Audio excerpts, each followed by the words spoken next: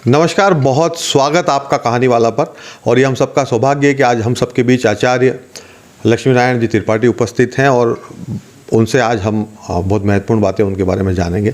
कई समय से कहानी वाला के प्लेटफॉर्म पे हम सोच रहे थे कि इनसे हमारी बात हो और ये ईश्वर की कृपा है कि वो आज सहज रूप से हमारे बीच उपलब्ध हुए हैं।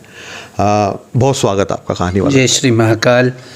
बहुत अच्छा लग रहा है हमें आपके प्लेटफॉर्म कहानी वाला और झाबुआ में आके। बड़ी सुंदर जगह है और बड़े सुंदर लोग हैं। आपसे एक सवाल ये करेंगे कि गाय तो कई होती है लेकिन कामधेनु कोई एक होती है उसमें से।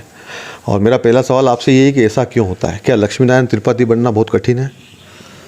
सबकी अपनी अपनी जर्नी है, सबकी अपनी अपनी कठिनाइयाँ। सबकी ज़िंदगी आपकी और मेरी भी बहुत अलग है।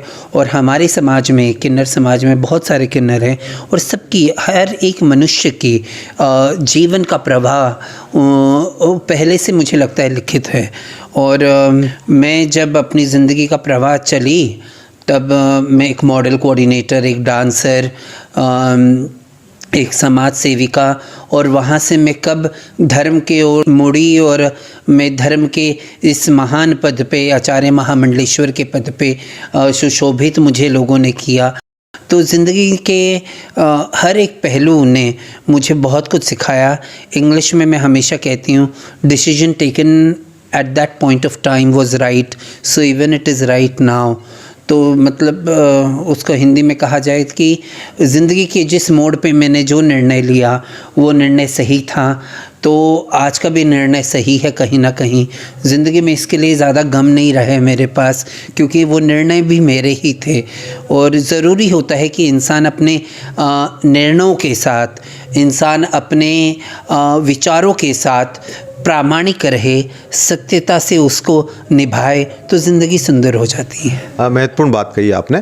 आप एक सफल रैंप मॉडल रही हैं और फिर आध्यात्म में आ गई हैं। दोनों में क्या अंतर देखती है? चकाचौंध वाली एक दुनिया अलग थी और ये पूरी तरह से आध्यात्म है। हाँ, मैं रैंप पे थी, मैं रियलिटी शोज़ करी हूँ। इंडिया का सबसे बड़ा reality show big boss season 5 में थी मैं 49 डेज़ थी, आधा सीज़न पूरा थी।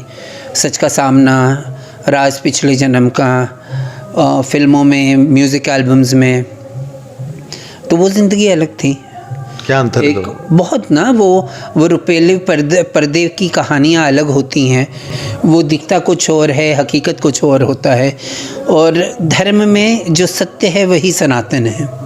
आपका सत्य अलग हो सकता है, मेरा सत्य अलग हो सकता है, पर जब हम दोनों का सत्य एक होगा तो वही सनातन होगा। वही सत्य सनातन धर्म है, वही सुंदरता है। और धर्म में बहुत लोग बहुत आडंबर करते हैं, पर मेरी ज़िंदगी पहले बहुत सारे आडंबरों से मैं बीत के आ चुकी हूँ, तो मुझे आडंबर की ज़रूरत नहीं पड़ी।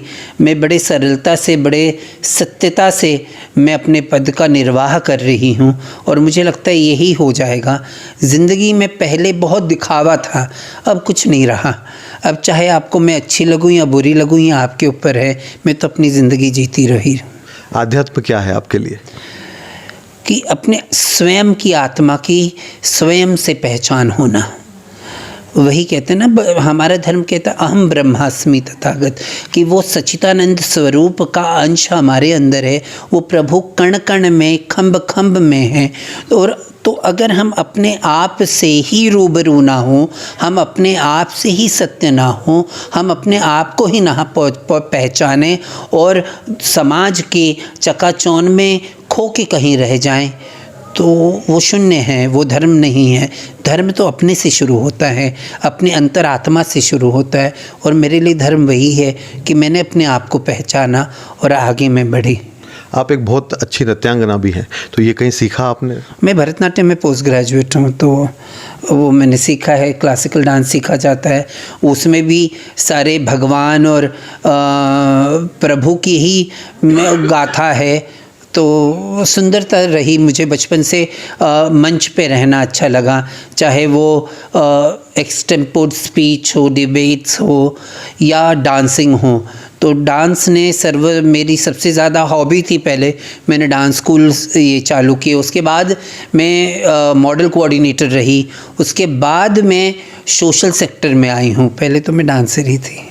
तो अगर हम ऐसे देखें कि आपका जो पूरा जीवन है वो आध्यात्म में अब आगे जा रहा है, तो अब तो अखाड़ों को भी जगह मिलने लगी है, कुंभ मेलों में काफ़ी आपने लड़ाई लड़ी इसके लिए। अब कैसा लग रहा है आपको? ये तो शुरुआत है, मतलब अभी तो अब दूसरे अखाड़े बहुत प्राचीन हैं, हज़ारों साल पुराने हैं, और हमारा अखाड़ा तो एकदम नया 2016 में उज्जैन कुंभ में स्थापना हुई। 2015 में हमने उज्जैनी में स्थापना करी। 2016 के सिंहस्थ कुंभ में हमने पहला कुंभ किया। 2019 के कुंभ में हमारा अनुबंध हुआ जूना अखाड़े के साथ, और उस अनुबंध में ये हुआ कि किन्नर अखाड़ा था, है और रहेगा, और किन्नर अखाड़ा शाही स्नान जूना अखाड़े के साथ करेगा। और जब साधुओं ने और जब इतने बड़े अखाड़े ने हमें अपनाया और अपने साथ लेके चलने का पुरुषार्थ दिखाया, तो ये एक जीत थी कि पहले तो तिरस्कार था, बाद में अपनाया। और 2021 के कुंभ में हम जूना अखाड़े के साथ शाही स्नान भी किए, पेशवाई भी किए, नगर प्रवेश भी किए। तो धीरे धीरे किन्नर अखाड़ा स्थापित होते जा रहा है, और मुझे लगता है और 10-15 सालों में एक बड़ा विराट रूप लेके ये अखाड़ा अपने आप में स्थापित होगा। और उज्जैन का ही पहला, मतलब उज्जैन में, मध्य प्रदेश में, कि यहाँ की प्रशासन हो, यहाँ के लोग हो, इन्होंने किन्नरों को अपनाया, किन्नर अखाड़े का सम्मान किया, प्रेम दिया, दुलारा, और उसी से किन्नर अखाड़ा आगे बढ़ रहा है। मेरे महाकाल की असीम अनुकंपा है हम सब पे कि इतने सुंदर तरीके से जो अपने धर्म में वंचित थे, जो समाज से ही दृष्टि के अभाव में थे, उस समाज को इतना बड़ा स्थान मिला है। आप मानती हैं कि इस तरह के प्रयासों से किन्नरों की स्थिति में वो सुधार आएगा आगे? विचार दृष्टि में पहले सुधार आना चाहिए, और उसके बाद तो आज गवर्नमेंट ट्रांसजेंडर एक्ट है, ट्रांसजेंडर पॉलिसीज़ है, मिनिस्ट्री है इंडिया में, पार्लियामेंट ने ट्रांसजेंडर एक्ट पास किया है, सर्वोच्च न्यायालय ने नालसा जजमेंट जिसे फेमसली कहते हैं, भारतीय होने का हक 2014 में किन्नरों को, ट्रांसजेंडर समुदाय जिसमें किन्नर एक भाग है, किन्नर हिजड़ा जो शब्द हम यूज़ करते हैं नॉर्मली, तो किन्नर ट्रांसजेंडर अम्ब्रेला में एक छोटा एक समुदाय है, उस समुदाय को उसका हक मिला, और आगे जाके मुझे लगता है कि बहुत सारी बदलाव आएंगे। आप अस्तित्व नाम की एक संस्था भी चलाती हैं, उसके बारे में भी जानना चाहते हैं। अस्तित्व जब हमने शुरुआत करी थी तो ये तो मेरे अस्तित्व की लड़ाई थी, तो इसके लिए संस्था का भी नाम अस्तित्व पड़ा। और अस्तित्व एडवोकेसी में काम करती है, दृष्टिकोण बदलने में काम करती है, चाहे वो ब्यूरोक्रेटिक दृष्टिकोण हो, चाहे वो जुडिशरी का दृष्टिकोण हो, चाहे वो पॉलिटिकल लीडर्स का दृष्टिकोण हो, क्योंकि हम उतना बड़ा वोट बैंक नहीं है। देखिए, एक वोट बैंक की राजनीति हमारे पूरे भारतवर्ष में है, तो हम उतना बड़ा वोट बैंक नहीं है।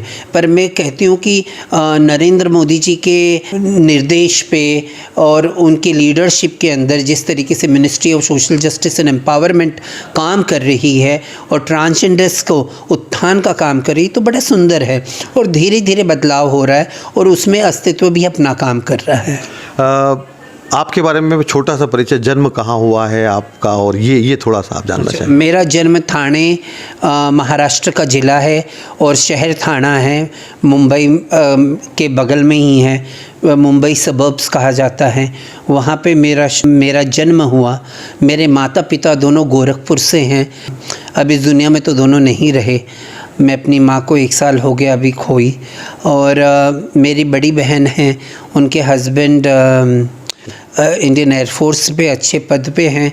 एक छोटा भाई है, वो टेलीकॉम इंडस्ट्री में काम करता है, he is a director somewhere. और हम 3 भाई बहन का परिवार है।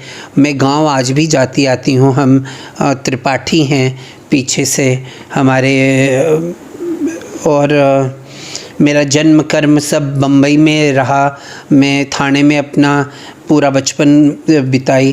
कभी कभी हम लोग गांव गोरखपुर जाते आते थे, और आजकल मैं दिल्ली रहती हूँ क्योंकि दिल्ली में बहुत काम है और सब कुछ। कभी राजनीति में आने का सोचा आपने? अभी तक तो नहीं, क्योंकि आने वाला कल क्या लेके आए वो पता नहीं, पर अभी तक तो नहीं। तो हमारे कहानी वाला के जो दर्शक हैं उनसे कुछ कहना चाहें आप? सबकी कहानियाँ ज़रूरी होती हैं और सबकी कहानियाँ सुनना ज़रूरी होता है। कहीं ना कहीं मेरी और आपकी कहानी में कुछ ना कुछ तो एक समान रेखा कभी ना कभी खिंच जाती है। क्या पता उस कहानी को सुन के, उस कहानी का पूरा भाव सुन के कभी कभी दृष्टिकोण बदल जाता है और हमारा समाज कहानियों से बना समाज है। हमारा आने वाला समाज भी कहानियों से बना समाज रहेगा। तो ज़रूरी है कि कहानी वाले की कहानी सुने। और बहुत मुझे इस प्लेटफॉर्म पे आपने बुलाया, बड़े सुंदर तरीके से आपने मुझसे प्रश्न किया और जितने भी दर्शक हैं मैं उनको यही आशीष देती हूँ कि खुशियाँ बनी रहे आपके दरवाज़े पे, कभी कष्ट ना आए, आपके आस औलाद ऊंचाइयाँ छुएं और आपकी सारे मनोकामना मेरे महाकाल, मेरी जगत जननी त्रिपुर सुंदरी भुवनेश्वरी, मेरी माता आपकी पूर्ण करें। जय श्री महाकाल। तो ये थी लक्ष्मीनारायण त्रिपाठी जी। बहुत सरलता के साथ, बहुत सहजता के साथ उन्होंने बहुत महत्वपूर्ण समय दिया। लगातार व्यस्त उनके कार्यक्रम रहे, लेकिन इसके बीच इस तरह की सहजताएं, जब व्यक्ति बचपन में जब पलता बढ़ता है और वो बड़े पदों पर जब जाता है, लेकिन उसके बाद भी वो जब सरलता बना के रखता है तो वो सरलता वाकई में मुग्ध करती है। और कहानी वाला के प्लेटफॉर्म का ये बहुत बड़ा सौभाग्य था कि आज उन्होंने हमको समय दिया। आप लगातार देखते रहिए कहानी वाला और इस चैनल को सब्सक्राइब और लाइक भी कीजिए। नमस्कार।